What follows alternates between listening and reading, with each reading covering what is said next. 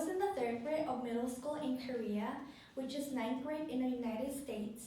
My mom suggested that I go to another country to study. I love traveling and had a lot of interest in other countries, so I prepared for studying abroad. At the end of my ninth grade year, I got a ticket to go to the United States. The winter was very cold and white, and clean snow was piled up. The homestay family I met for the first time, my new environment, my feelings for the new country, and the different temperatures I felt made my heart more exciting. It was not that difficult to go to school and adjust. My roommate, who was an international student from Thailand, introduced me to the school and to our friends. I lived the life of a student studying and chatting with friends like an ordinary student, but I was not ordinary at all. The fact that I am an international student from abroad and I am also one of very few foreign students in this school made me even more special. I was very prominent to them and everyone knew about me. On the other hand, I didn't know anything about this place. I didn't know the relationship between friends, the rumors of the teachers, or what happened after school. The class was very difficult. I knew they were talking English, but I didn't understand it well. The teachers and friends took care of me, but I was not satisfied with myself. Fortunately or not, I didn't need to think about the class as much as other people. The school wanted the answer which were already given, and I replied the same as a note.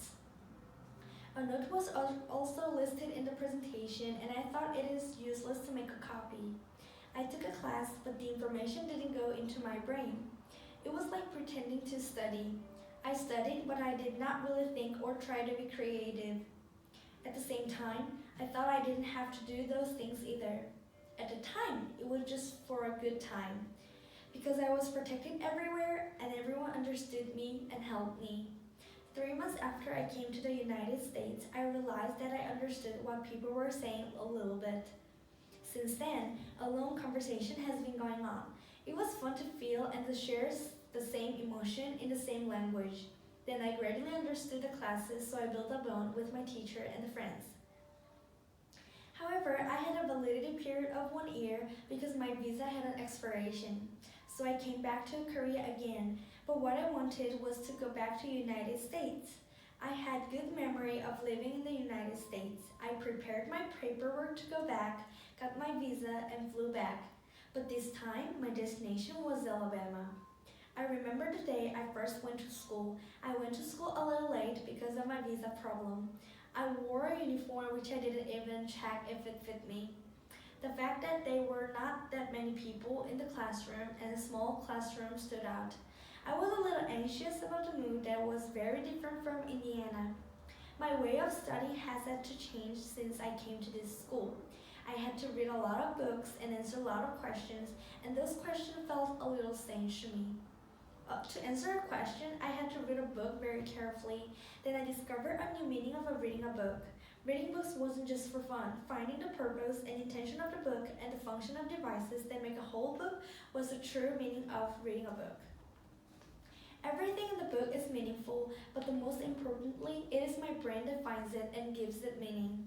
For me, who didn't like reading books, especially in English, it was fun.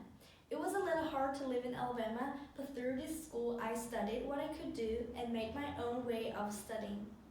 Everything was a blessing to me as I lived in Alabama. I met a good friend, good teachers here, and even good friends. Behaving with kindness given to others is difficult, but the people I have met here are all kind and caring to other people. I learned a lot from them. I was trying to think a little bit more about others, and I could treat them with love. Especially thank you for the Swaveleys who had me as a member of the family.